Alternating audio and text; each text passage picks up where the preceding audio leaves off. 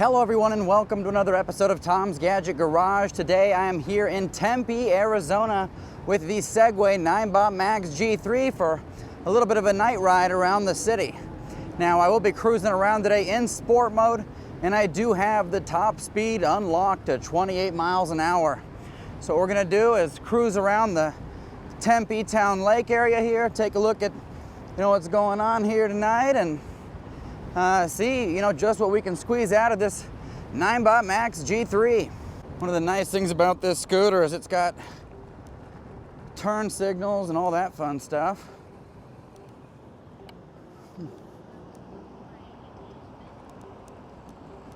Which makes it great for cruising around the city.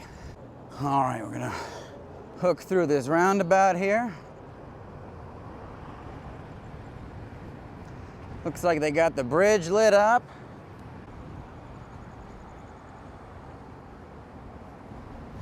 It's one of the things I really like about this Ninebot Max G3 is that it's got really good handling. And a lot of that can be attributed to the caster that Segway puts on the front wheel with these scooters. They kind of offset that axle to the rear of the center line of the stem and front fork, which gives you the caster effect, which is great for straight line stability. All right, it's one of the great things about scooters is you can just kind of zip in and out of traffic there. Now, a couple other scooters that are very stable in large part due to caster, the Segway ZT3 Pro, as well as the VMAX VX4. Those are two super stable platforms to cruise around on. Go ahead, turn here. Gotta be careful for the brakes on these things. Slid out a little bit there.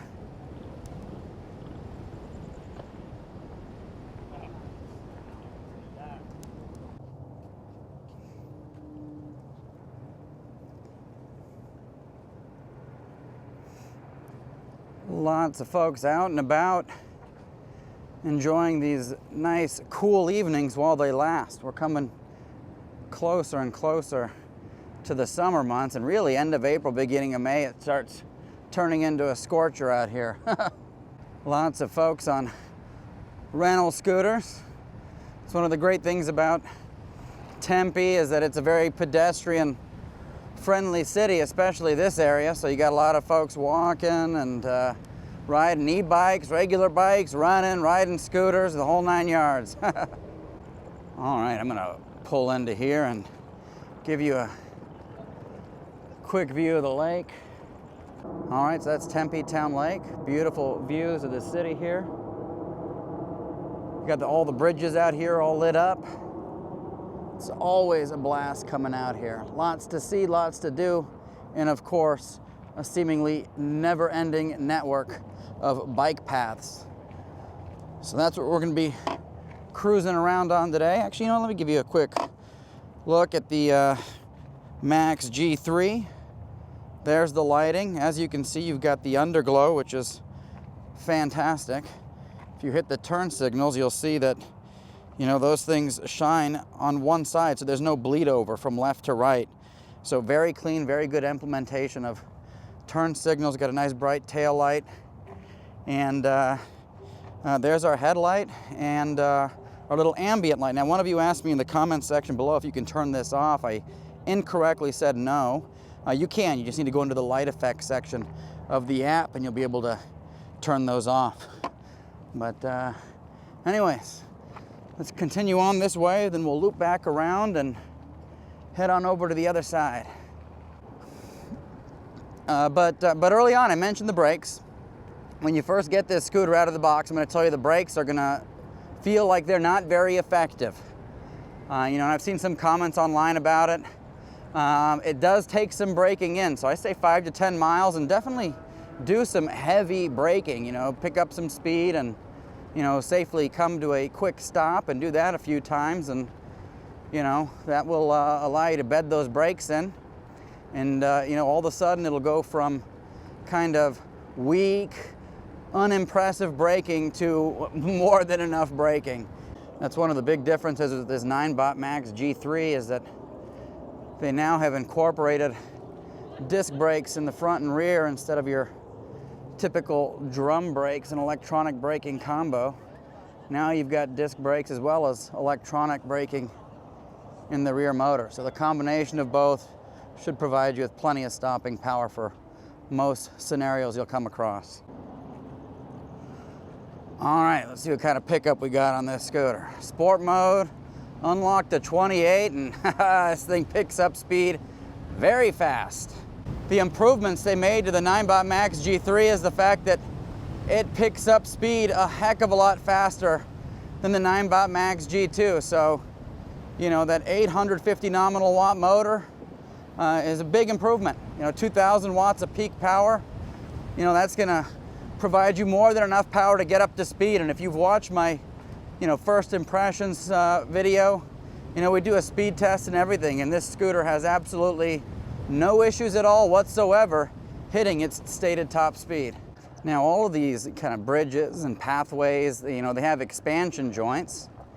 And one thing that, you know, you immediately notice with this Ninebot Max G3 is the fact that it eats up all of the lumps and bumps in the road, which, you know, is just fantastic from a comfort perspective. You know, the Max G2 was also very comfortable, is also a very comfortable scooter, you know, but they've made some enhancements to the suspension on this G3. So believe it or not, this is actually my second time filming this video. I actually came out here last night, a little bit later in the evening, and you know, one of the things that ended up messing that up is the fact that the audio recording was absolutely terrible. I had to completely scrap that video. This Insta360 Ace Pro 2 allows for Bluetooth audio connections, and I'm going to tell you right now, regardless of what you see, it's absolute trash. You know, I've tried every setting under the moon, and I still got just poor quality audio. So right now I'm just recording this audio separately, and hopefully that turns out all right, because my audio yesterday was awful. I was so upset. You know, it was 3.5 hours of my day just thrown away. I got some good footage though, so just the audio was awful. You know, as soon as I uploaded that to my computer and listened to the first 5 seconds, I was like, oh no, this can't be the whole thing. And I went through it and I was like, yeah, we're doing this right again, which is okay. It's always fun coming out here. Now, as you can see, we've got some new development high-rises straight ahead. That's what that red is on top of those buildings, actually on top of the cranes. Not sure what they're building there, but it's like 3 or 4 new buildings. It's amazing how quickly these things go up.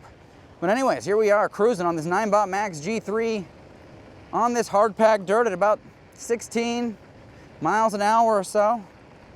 And the suspension does a really good job of absorbing a lot of the lumps and bumps in the road. Like, you know, I can hardly feel that. So it's a very comfortable ride. All right, this is that 12% or so incline here. We'll go ahead and tackle this from a near stop. I'll go ahead and there we go. Throttle's all the way in. And look at that, folks. We are climbing right up. All right, I think we'll go this way. Next to these new gigantic buildings. Don't have lights in them just yet. On your left. On your left. So as you can see, you know, we're cruising over this paved path. You got all the expansion joints, and you know, the thing drives really well. You know, from a stability standpoint, I do think the ZT3 Pro definitely has the edge over the Ninebot Max G3, but it's still a very stable scooter. It's just that ZT3 Pro, there's just something about it, you know. It really gives you that feeling that you're riding on rails. Oh wow, he's got some rats out here. What's up, guys? Something else to mention, which I did mention in my first impressions video, is that the throttle is a little sensitive. You know, so if you're cruising around at speed and you're trying to maintain like 19 miles an hour right now, You know, the scooter speeds up, slows down, speeds up, slows down, and it's because this throttle is ultra sensitive, and that should be something that Segway can fix with a firmware update. I hope they do. I can tolerate it, but you know, it's just a little too sensitive. If it's too annoying for you and you're on a long stretch, you can always engage cruise control. So if I press and hold this button here, top button on the control pad, cruise control is activated. And here it does a very good job at maintaining speed. You don't have any of that yo-yoing of speed at all whatsoever. I mean, it's just set, maintains the speed, no issue at all. Oh, I'm glad they light this area up, that's for sure. There are very few people out here. Now this video that I'm making right now is one of many videos I'm creating for this scooter. I've already done our feature overview and first impressions ride. We've done our extreme hill climb test, our endurance hill climb test. Today's our night ride. We're gonna do a range test here in the coming days. So if you wanna watch any of those, if you haven't already, I will include a link to those in the description below. But if you watched my endurance hill climb, I did run into an issue with this scooter. And it was a clicking sound that was coming out of the rear motor area. And a lot of you were super helpful in the comments in mentioning it could be the brakes, could be some debris. What I don't show you in that video is I actually put this scooter up on a concrete bench at the top of that mountain, and I checked the brakes and everything, and the brakes are perfect gap, equidistant on both sides of that rotor. So there was absolutely no rubbing at all whatsoever. And there was zero debris that I could find, and it's not like I was riding in an area that would have any kind of debris. These are all well paved and relatively clean roads. So I mentioned that because when I was out here last night, I also experienced the clicking again.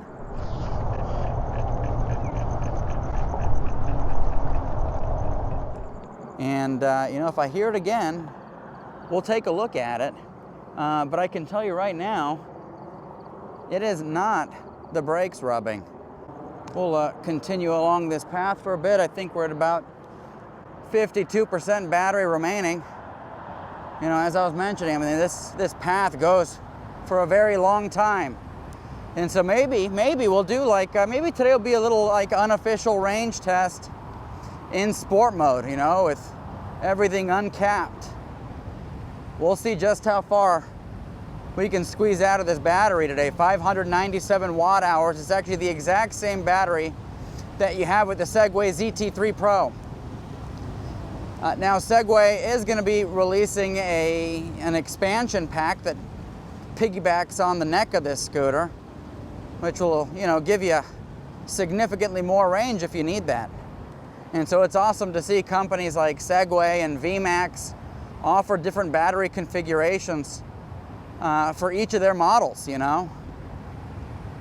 Sometimes you really like a scooter, but it might have a small battery, and it's like, I'm gonna have to pass on that because it's not good enough for my commute. But with a removable external battery, or having the ability to purchase a scooter with different size batteries, I mean, that's huge. I hope we see more of that, because there's a lot of awesome scooters out there that folks would probably buy, but they don't because they've got smaller batteries.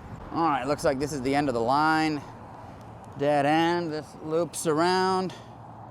So let's see, how much battery do we have? 45%. And we've got a long ways to go. We're cruising around at about 20, 21 miles an hour. Let's go ahead and test those brakes in 3, 2, 1, go. Oh yeah, plenty of stopping power. Anytime you do kind of heavy, aggressive braking, definitely lean your weight back. You don't want to be standing straight up or leaning forward when you have to hit those brakes, because very easy to go over the handlebars. So, I'm cruising around right now, nobody behind me. Go ahead and hit those brakes. And if I pulled them all the way down, I'd absolutely lock out these tires. Not that you want to do that, Locking out the tires and you sliding means you've lost traction and basically all control of the scooter. So you want to be able to apply as much braking power as possible without breaking traction.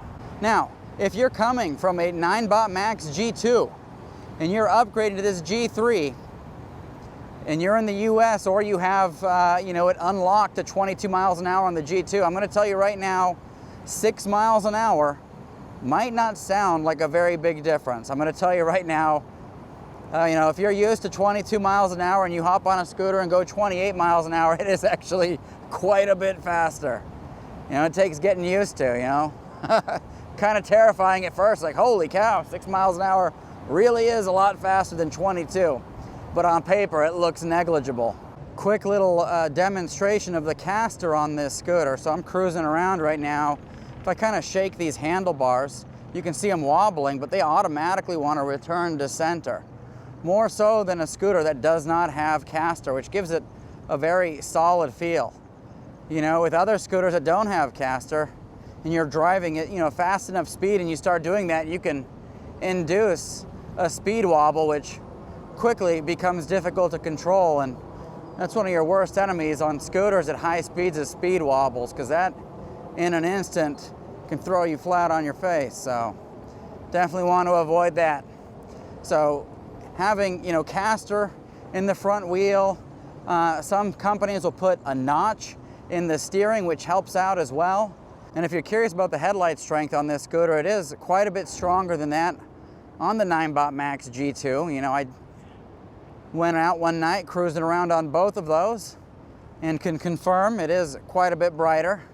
But what's also nice about this light is the fact that it is angle adjustable. So there's some slight adjustments that you can make there. So you can cast that beam further out if you want, or bring it in closer. Man, that's the thing that I love about riding out here.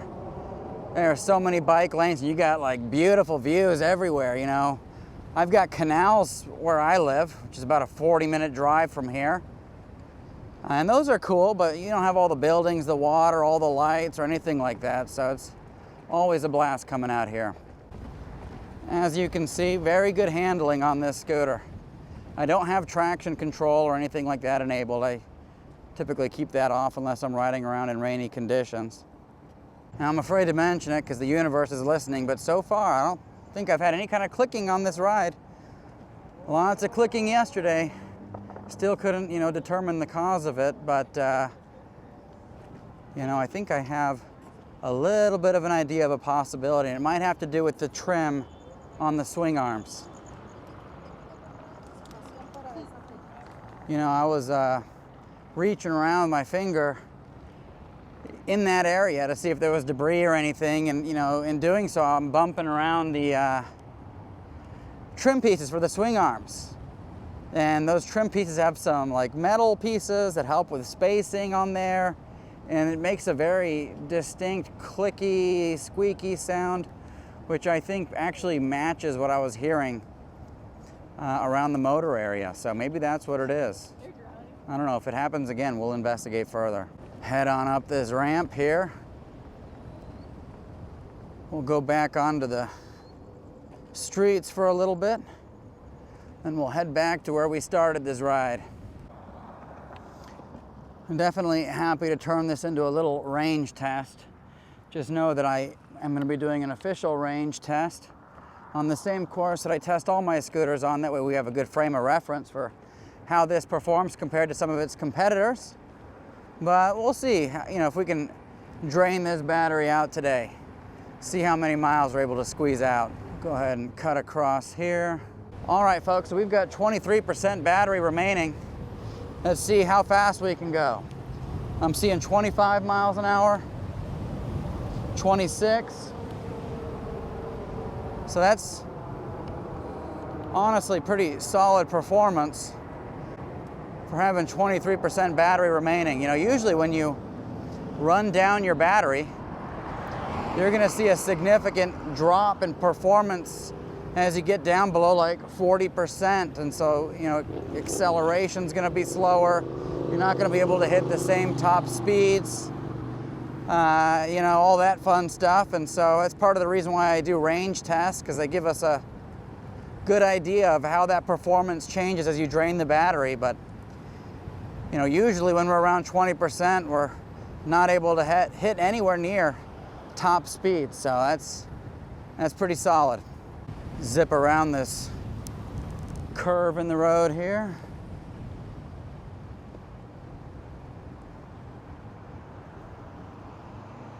Got about 19% battery remaining, so we're below 20%, and we can still hit 24, 25 miles an hour, no problem.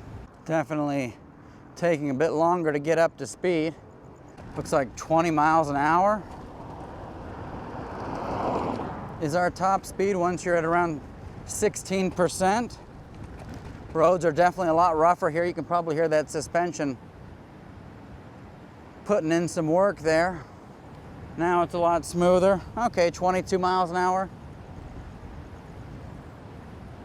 But regardless, you know, we're at 15% battery remaining, and we're able to maintain the top speed of the Ninebot Max G3 unlocked in sport mode. So definitely an improvement in my book, that's for sure. Oh yeah, acceleration is definitely turtle-like now. I don't know how well you're gonna see it, but you know, it's a little bit darker here. And you know, the light is definitely an improvement over the Max G3. It's a little bit wider, seems to cast the beam a little bit further, but it's not perfect. You know, it could be a tad bit brighter, but more importantly, I think there could be better visibility to the sides. You know, out here in Arizona, when I cruise around at night, near my home, you know, we get a lot of coyotes and stuff, and as crazy as it sounds, there have been several occasions where I actually had coyotes run out in front of me. I didn't even know they were coming. You know, where I'm at, it's a lot darker at night. And so the only commuter style scooter at this price point that's been able to solve that side visibility problem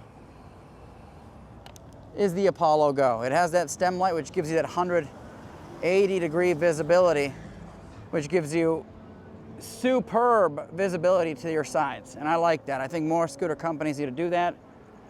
They also have that on the Apollo Pro, as well as the Apollo Phantom 2.0, which I just started a whole review series on that scooter, so stay tuned for that. 13 miles an hour, so speed's dropping quickly. All right, we're capped at 12 miles an hour, 7%. Says we got 1.7 miles of range. At this rate, we probably can make that 1.7 miles. I mean, we're literally crawling right now. I can't go any faster if I wanted to. 6%, so I think we'll be stopping probably around 5%. That'll get us close enough. I gotta get back to our parking garage here. Go ahead and cross on over.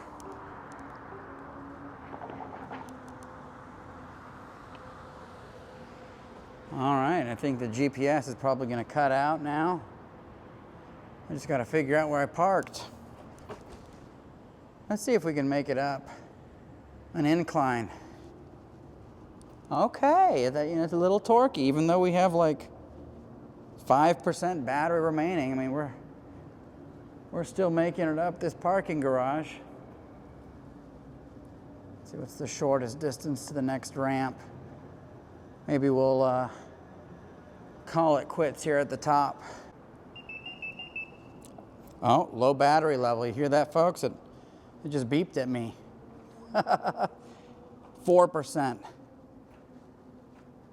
So we've got further reduction in power, but we're still climbing up a parking structure. Okay, folks. I think we're gonna call it right here. Go ahead and download that data, see how we did. All right, folks, so there you have it. On this ride, 20.88 miles. We did lose GPS signal, so the scooter's saying 21.33 miles, so right around 21 miles. Our average moving speed today, 15.9 miles an hour. We hit a top speed of 27.9 miles an hour. Elevation gain, 502 feet. And we were cruising around today for approximately an hour and 25 minutes. So pretty solid performance out of this. You know, obviously not my official range test. I'll be doing that here in the next several days, so stay tuned for that. But for those tests, we capped the speed at 20 miles an hour. That way we have a good frame of reference. It's what I do for all of the commuter scooters that I test on this channel, especially the single motors. But overall, very good performance. Let me know if you have any questions, comments, thoughts, concerns. Happy to address those in the comment section below. And if you want to pick one of these scooters up, I will include an affiliate link in the description below, both to Segway and to Amazon. So if you want to pick one of these up, absolutely help support this channel, keeps the wheels moving on future reviews. As always, thank you so much for tuning into Tom's Gadget Garage. We'll see you next time.